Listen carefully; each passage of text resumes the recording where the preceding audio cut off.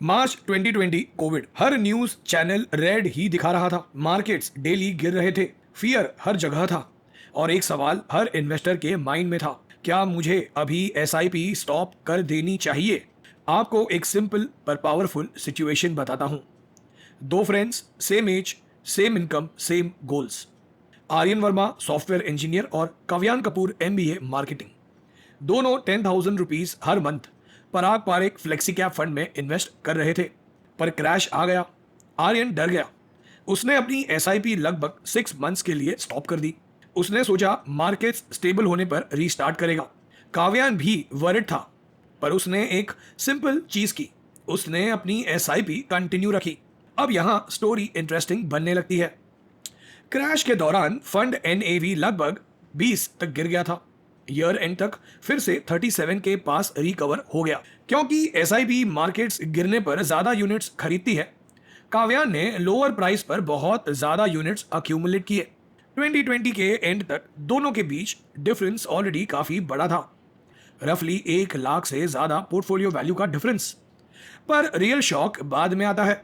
वो 1 लाख सिर्फ एक बार का गैप नहीं था, ये बढ़ता ही गया। जैसे मार्केट्स रिकवर हुए और फंड अगले कुछ सालों में ग्रो करता रहा, ये मिस्ड अमाउंट भी कंपाउंड होता गया। 2026 तक ये गैप लगभग 2.5 लाख या उससे ज्यादा हो सकता था। अब एक बहुत इंपॉर्टेंट बात समझना जरूरी है। ये कोई प्रिसाइज कैलकुलेशन नहीं है, ये सिर्फ एक सिंपल रियल मार्केट इलस्ट्रेशन है इन्वेस्टर बिहेवियर समझने के लिए। क्योंकि मार्केट्स का गिरना नॉर्मल होता है, पर गलत टाइम पर इन्वेस्टिंग स्टॉप करना बहुत कॉस्टली हो सकता है। तो रियल सवाल ये नहीं है क्या एसआईपी क्रैश में वर्थ होती है। रियल सवाल ये है, क्या आप फियर हाईएस्ट होने पर काम रह सकते हैं। एंड तक इस वीडियो पे बने रहिए रियल वैल्यू के लिए। हेलो मेरे दोस्तों, मैं हूं Bhavin, certified financial planner, personal finance coach और ex banker. I welcome you all to the art of wealth building. थोड़ा समय मिले तो the art of wealth building .com पर जरूर विजिट कीजिएगा। Number 1, volatility advantage principle. SIP profit की guarantee नहीं होती। ये एक वॉलेटिलिटी शील्ड जैसे काम करती है, क्योंकि ये आपको प्राइस लो होने पर ज्यादा और हाई होने पर कम बाय करने में हेल्प करती है। इसको सिंपल तरीके से समझने का मतलब ये है, एसआईपी अपॉर्चुनिटी बाय करती है जब सभी लोग सेल कर रहे होते हैं। एग्जाम्पल के लिए पराग पारेख फ्लेक्सी कैप फंड, ये कोई रिकमेंडेशन नहीं है। पराग पारेख फ्लेक्सी कैप फंड में 2020 क्रैश के टाइम एनएवी लगभग 20 था। अगर आपने तब 10,000 रुपीज इन्वेस्ट किया होता तो आपको लगभग 500 यूनिट्स मिलते। अब इसको 2024 के पीक पीरियड से कंपेयर कीजिए, जब एनएवी लगभग 60 के पास चला गया। वही 10,000 एसआईपी आपको सिर्फ लगभग 166 यूनिट्स देता। अब ये सिंपल सच दिखाता है, लोअर एनएवी का मतलब आप ज्यादा यूनिट्स अक्यूमुलेट करते हैं, हायर एनएवी का मतलब कम यूनिट्स मिलते हैं। तो एसआईपी वॉलेटिलिटी को अवॉइड नहीं करती, ये आपको मार्केट फॉल्स का यूज करके फ्यूचर ग्रोथ के लिए ज्यादा ओनरशिप बिल्ड करने में हेल्प करती है। Number 2, behavioural discipline experiment. इसको एक सिंपल साइकोलॉजिकल एक्सपेरिमेंट समझिए, सिर्फ इन्वेस्टमेंट स्ट्रैटेजी नहीं। अगले 1 ईयर के लिए खुद से एक रूल प्रॉमिस कीजिए, अगर मार्केट्स शार्पली गिरते हैं, अपनी एसआईपी कम से कम 6 मंथ्स तक कंटिन्यू रखिए बिना स्टॉप किए। रिकवरी प्रेडिक्ट करने की कोशिश मत कीजिए, बस कंसिस्टेंट रहिए। ये एक्सपेरिमेंट आपको फियर के दौरान अपना बिहेवियर ऑब्जर्व करने में हेल्प करेगा। आप नोटिस करेंगे नेगेटिव हेडलाइंस के टाइम इन्वेस्ट करना कितना डिफिकल्ट लगता है। वही डिस्कंफर्ट है जो ज्यादा इन्वेस्टर्स हैंडल नहीं कर पाते। 1 साल बाद अपना पोर्टफोलियो और अपना माइंडसेट रिव्यू कीजिए। गोल सिर्फ रिटर्न्स ट्रैक करना नहीं, इमोशनल डिसिप्लिन बिल्ड करना भी है। आप अपना एक्सपेरिमेंट शेयर भी कर सकते हैं कमेंट बॉक्स में। बहुत लोग बिलीव करते हैं एसआईपी करना मतलब फाइनेंशियल प्लान फॉलो करना, पर रियल प्लानिंग डीपर क्वेश्चन का आंसर देती है। फाइनेंशियल फ्रीडम अचीव करने के लिए कितना इन्वेस्ट करना चाहिए। क्या आप इमरजेंसीज, वेकेशंस या होम बाय करने के लिए प्रिपेयर्ड है। क्या आज की सिचुएशन और फ्यूचर गोल्स के बीच गैप बढ़ रहा है या नजदीक आ रहा है। मोस्ट इन्वेस्टर्स क्लैरिटी के बिना रैंडमली इन्वेस्ट कर रहे हैं। सर्टिफाइड फाइनेंशियल प्लानर होने के नाते मैं वर्किंग प्रोफेशनल्स को उनके मनी डिसीजंस में स्ट्रक्चर, कॉन्फिडेंस और डायरेक्शन देने में हेल्प करता हूं। पर्सनलाइज्ड फाइनेंशियल प्लान के लिए स्क्रीन पर दिए व्हाट्सएप नंबर पर मैसेज कीजिए, डिस्क्रिप्शन बॉक्स चेक कीजिए या the art of wealth building .com visit कीजिए। Number 3, continuity cushion strategy. इसको मैं एक बहुत सिंपल और क्लियर सिचुएशन से एक्सप्लेन करता हूं। हम मार्केट में 3 फेजेस अज्यूम करते हैं। जनवरी से फरवरी एनएवी 30 होता है, मार्च से अगस्त मार्केट्स क्रैश करते हैं और एनएवी 20 तक गिरता है, सितंबर से दिसंबर मार्केट्स रिकवर करते हैं और एनएवी 37 तक बढ़ता है। अब समझते हैं 3 डिफरेंट इन्वेस्टर्स ने क्या किया। आर्यन ने मार्च से अगस्त तक अपनी एसआईपी कंप्लीटली स्टॉप कर दी, इसीलिए उसने सिर्फ क्रैश से पहले स्टेबल पीरियड और रिकवरी स्टार्ट होने के बाद इन्वेस्ट किया। काव्यान ने अपनी 10,000 एसआईपी हर सिंगल मंथ बिना इंटरप्शन कंटिन्यू रखी। उसने मार्केट्स गिरते वक्त भी इन्वेस्टिंग कंटिन्यू रखी। और निशा ने एक स्मार्ट मिडिल पाथ फॉलो किया।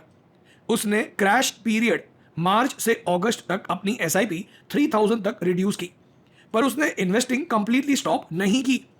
क्रैश से पहले और बाद में उसने 10,000 एसआईपी कंटिन्यू रखी। अब दिसंबर 2020 तक रिजल्ट्स देखिए। अज्यूमिंग एनएवी 37 है, काव्यान जिसने फुल्ली कंटिन्यू किया उसने लगभग 4,750 यूनिट्स अक्यूमुलेट किए। उसकी पोर्टफोलियो वैल्यू लगभग 1,76,000 हो गई। आर्यन जिसने एसआईपी स्टॉप की उसने सिर्फ लगभग 1,748 यूनिट्स अक्यूमुलेट किए। उसकी पोर्टफोलियो वैल्यू लगभग 64,700 रुपीस हो गई। निशा जिसने एसआईपी रिड्यूस की पर इन्वेस्टेड रही, उसने लगभग 2,648 यूनिट्स अक्यूमुलेट किए। उसकी पोर्टफोलियो वैल्यू लगभग 98,000 हो गई। ये एग्जाम्पल एक सिंपल सच दिखाता है। एसआईपी स्टॉप करना सबसे बड़ा वेल्थ लॉस क्रिएट करता है, फुल्ली कंटिन्यू करना हाईएस्ट वेल्थ क्रिएट करता है, पर एसआईपी रिड्यूस करना भी आपको अपॉर्चुनिटी कंप्लीटली मिस होने से बचाता है। तो डिफिकल्ट टाइम्स में स्मार्ट डिसीजन अक्सर एक्सट्रीम नहीं होता, ये प्रैक्टिकल तरीके से कंटिन्यूटी मेंटेन करने के बारे में होता है।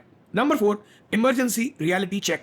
मार्केट फॉल के दौरान एसआईपी स्टॉप करने का डिसीजन लेने से पहले पॉज कीजिए और एक simple emergency reality check run कीजिए। खुद से 3 क्लियर सवाल पूछिए।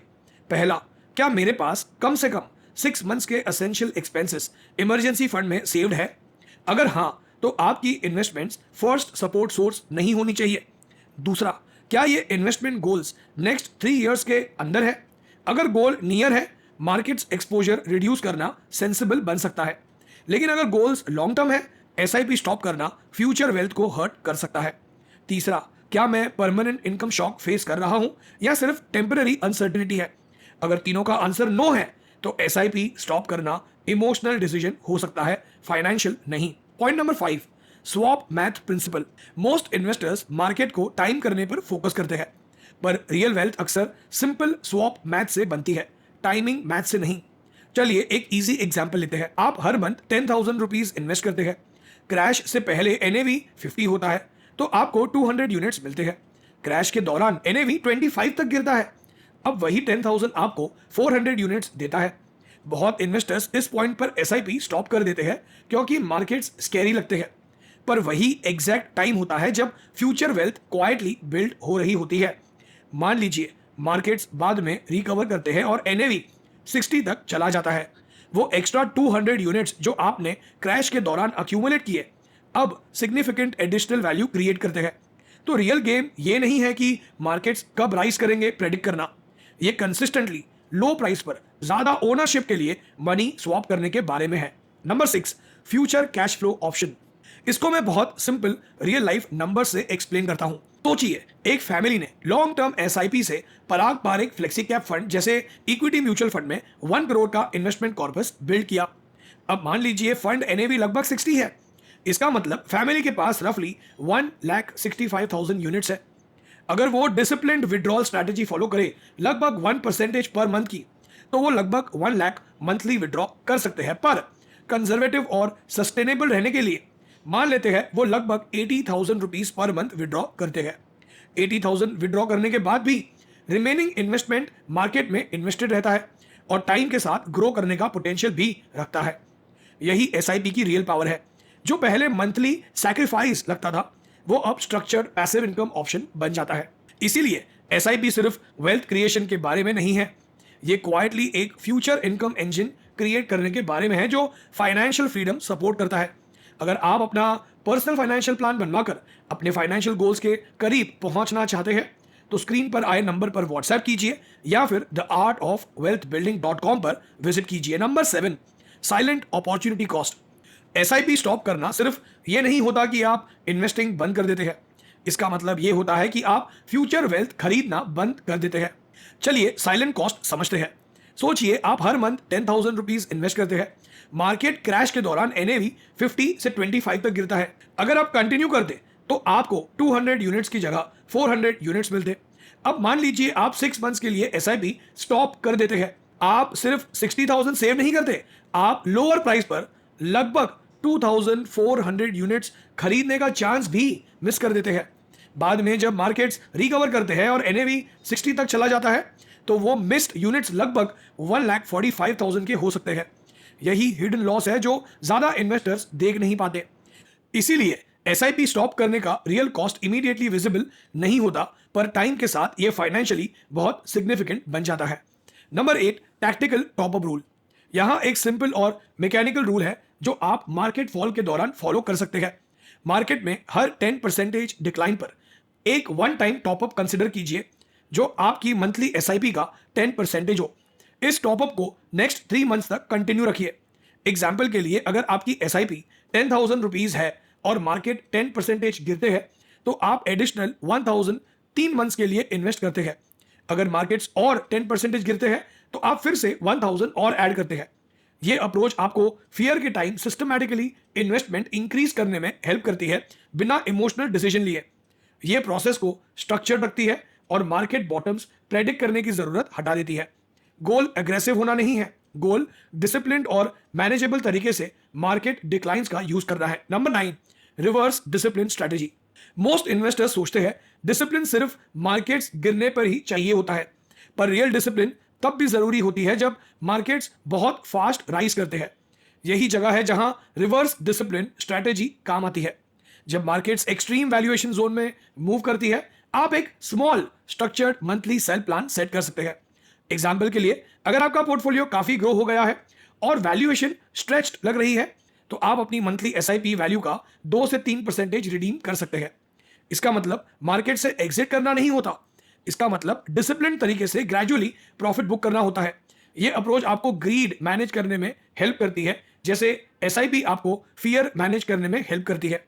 यह अक्यूमुलेशन और प्रिजर्वेशन के बीच बैलेंस क्रिएट करती है। स्मार्ट इन्वेस्टिंग सिर्फ पैनिक के दौरान इन्वेस्टेड रहने के बारे में नहीं होती, ये यूफोरिया के दौरान रैशनल रहने के बारे में भी होती है।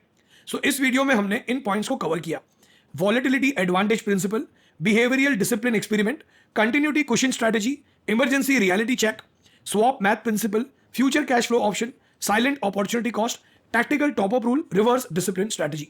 2026 में मार्केट्स फिर से एक वॉलेटाइल फेज में से गुजर रहे हैं। बहुत इन्वेस्टर्स वही फियर फील कर रहे हैं जो उन्होंने कोविड क्रैश के दौरान फील किया था, पर हिस्ट्री दिखाती है कि difficult market phases disciplined investors के लिए पावरफुल वेल्थ बिल्डिंग अपॉर्चुनिटी बन जाते हैं। कमेंट्स में बताइए कि आपने इस क्रैश के दौरान क्या डिसीजन लिया। क्या आपने अपनी एसआईपी स्टॉप की या इन्वेस्टिंग कंटिन्यू रखी? अगर आपने कंटिन्यू किया तो स्टेड इन्वेस्टेड लिखिए। अगर आप पर्सनलाइज्ड फाइनेंशियल प्लानिंग गाइडेंस चाहते हैं तो डिस्क्रिप्शन बॉक्स और पिन कमेंट जरूर चेक कीजिए। आप स्क्रीन पर दिए व्हाट्सएप नंबर पर कनेक्ट कर सकते हैं। theartofwealthbuilding.com पर भी विजिट करके समझ सकते हैं कि स्ट्रक्चर्ड फाइनेंशियल प्लानिंग कैसे आपको मार्केट वॉलेटिलिटी को कॉन्फिडेंस के साथ नेविगेट करने में हेल्प करती है। कई लोग वीडियोस देखते हैं पर चैनल को सब्सक्राइब नहीं करते। अगर आपको कुछ सीखने मिला हो तो कमेंट बॉक्स में learn a lot nice video लिख दीजिए, मोटिवेशन मिलेगा। बॉक्स पर क्लिक करके आप चैनल पर अपलोड हुए और भी पॉपुलर वीडियोस देख सकते हैं। जल्दी मिलेंगे एक और इन्फॉर्मेटिव वीडियो के साथ। Thank you for watching till the end. जय हिंद।